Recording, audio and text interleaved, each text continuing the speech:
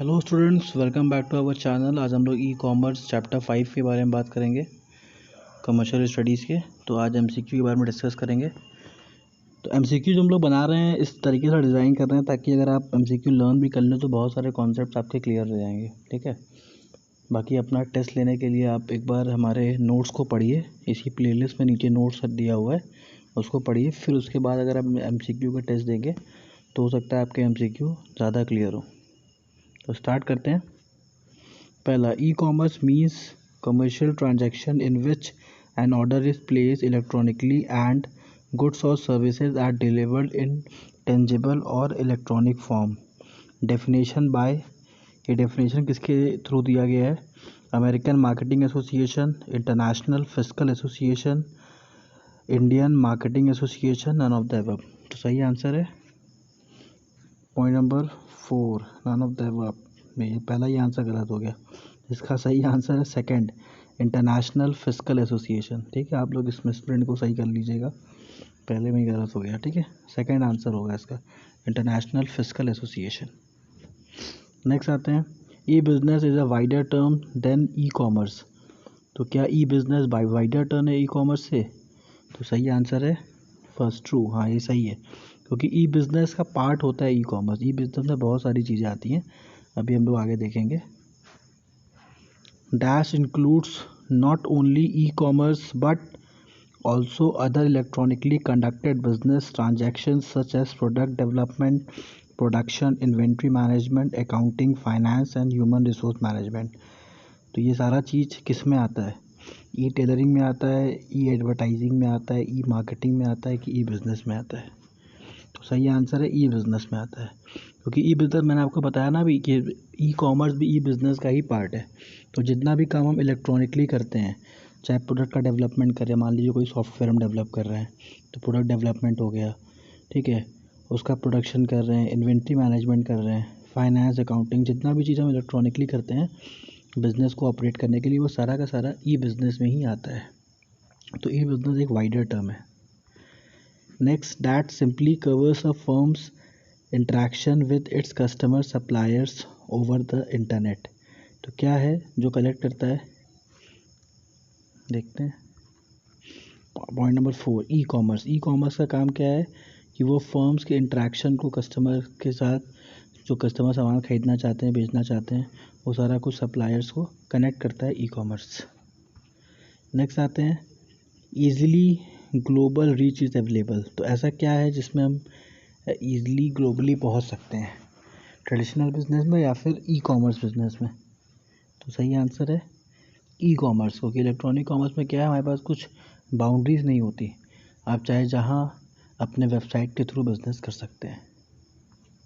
Next आते हैं, quality of service has improving using technology by offering pre and post sale support, these can be seen in.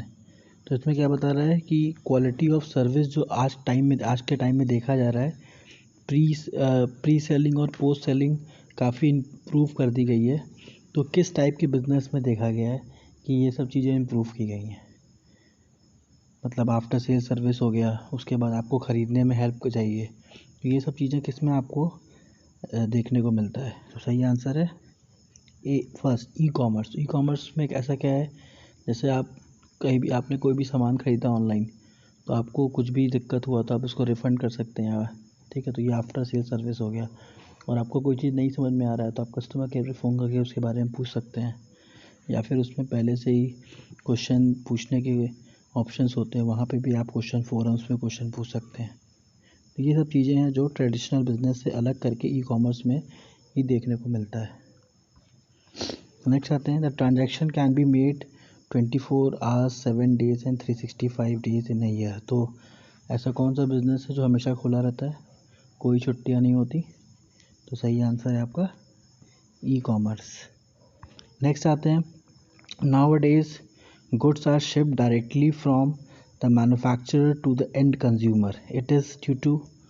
तो ऐसा क्यों हो रहा है, कब हो रहा है, किस बिज़नेस में हो रहा है? सही आंसर आपका है ई कॉमर्स। ई कॉमर्स में आप देखते हो सारी कंपनी अपना अलग अलग वेबसाइट बना दिए हैं। ठीक है, आप डायरेक्टली कंपनी की वेबसाइट से गुड्स खरीद सकते हो। ठीक है, जैसे आपको नाइकी का शूज़ ख़रीदना है या फिर डेल का लैपटॉप ख़रीदना है तो आप डायरेक्टली डेल के लैपटॉप के वेबसाइट पे जाके वहाँ से ख़रीद सकते हो। तो डायरेक्टली मैन्युफैक्चरर से कंज्यूमर तक गुड्स अब पहुँचने लगे हैं ई कॉमर्स के थ्रू। नेक्स्ट आते हैं dash means selling goods in retail और इंटरनेट। तो रिटेल में जो हम लोग गुड्स बेचते हैं, मतलब एक कंज्यूमर को एक पीस कोई सामान चाहिए, जैसे मुझे एक पीस फ़ोन चाहिए, ठीक है, एक पीस लैपटॉप चाहिए, तो ये मतलब ये कौन से वेबसाइट पर जाके ख़रीदेगा, तो उस वेबसाइट को हम क्या कहते हैं? सही आंसर है ई टेलिंग वेबसाइट्स। अब यहाँ पे dash represent the business of the business to consumer side of e commerce, amazon.com, flipkart.com। Amazon हो गया, फ्लिपकार्ट हो गया, ये सब क्या है? ये एक तरीके के ऐसे वेबसाइट्स हैं जहाँ पे हम लोग रिटेल में गुड्स खरीद सकते हैं। तो आपको आंसर समझ में आ गया होगा, क्या होगा इसका आंसर? सही आंसर है ई टेलिंग, क्योंकि यहाँ पे रिटेल में हम लोग गुड्स खरीदते हैं, ये होलसेल खरीदने के लिए नहीं होता। यहाँ पे अगर आप 10 पीस 20 पीस लैपटॉप खरीदोगे तो उसमें लिमिट लगा देगा, ठीक है, तो ये रिटेलिंग के लिए होता है। नेक्स्ट है dash means sending advertising message to the consumer over internet. तो जो अपने कंज्यूमर्स को हम इंटरनेट के थ्रू जो मैसेजेस भेजते हैं वो किस में कवर होता है? तो आंसर है ई एडवर्टाइजिंग। इसको ई एडवर्टाइजिंग कहते हैं कि हमारे पास कोई नया ऑफ़र आया, नया कूपन आया, तो इंटरनेट का यूज़ करके हम एप्लीकेशन पे मैसेज भेजते हैं, जिसको हम नोटिफिकेशन बोलते हैं, प्लस टेक्स्ट मैसेज भी भेजते हैं इंटरनेट का यूज़ करके। तो ये सारा कुछ आपका ई एडवर्टाइजिंग में आता है। नेक्स्ट आते हैं dash provide a hyper link that redirects to the company's website. तो डैश प्रोवाइड हाइपर लिंक, क्या प्रोवाइड करता है आपको हाइपर लिंक, जिससे आप कंपनी की वेबसाइट पे पहुंच जाते हैं? तो सही आंसर आपका है यहाँ पे सेकंड, ई एडवर्टाइजिंग। ई एडवर्टाइजिंग क्या होता है? बैनर्स होते हैं, पोस्टर्स, जब आप मोबाइल खोलते हैं छोटे छोटे बैनर्स नीचे इलेक्ट्रॉनिक बैनर्स बन के आते हैं, जैसे ही उसको आप क्लिक करोगे उस कंपनी की वेबसाइट पे पहुंच जाते हो, इसी को हाइपर लिंक कहते हैं, ठीक है। तो ये ज़्यादातर ई एडवर्टाइजिंग में ही यूज़ होता है। अब आते हैं next, dash is the process of marketing a product service on the internet. Dash is the process of marketing product and service of the internet. देखिए क्या होता है सही आंसर? तो आंसर है ई मार्केटिंग। तो मतलब आप अपने प्रोडक्ट्स को प्रमोट कर रहे हो, अपने प्रोडक्ट्स को बेचने की कोशिश कर रहे हो, जितना भी आप एक्टिविटी कर रहे हो इंटरनेट पे, वो सारा कुछ आपका ई मार्केटिंग कवर करता है।